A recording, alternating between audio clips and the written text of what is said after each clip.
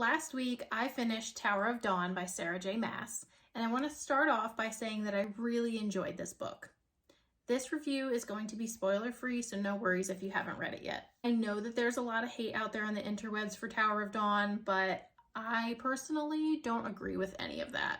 This was slower than Empire of Storms, but there really wasn't much that I didn't like, so I want to hit on some of the top things that I did like. The first thing being the romance. I really enjoyed seeing the romantic relationships develop. There is more than one in this book, so that was really fun to watch, or read, I guess. And similar to Empire of Storms, the level of romance was taken up a notch, which was fun to read.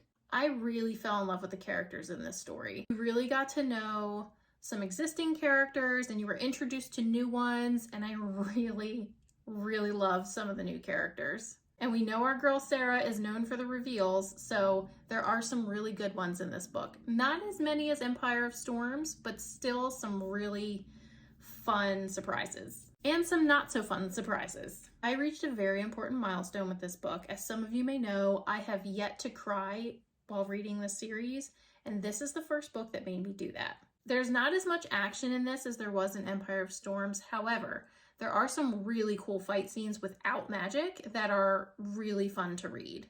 And there is utilization of magic in a different way in this book than we've seen so far in this series, and that was really interesting. So overall, like I said, I really enjoyed this book, and I would give it 4.25 out of 5 stars. Now I say 4.25 because I rated Empire of Storms at 4.5, and this one just came just below it just because there was way more going on in Empire of Storms, but it's still like almost neck and neck.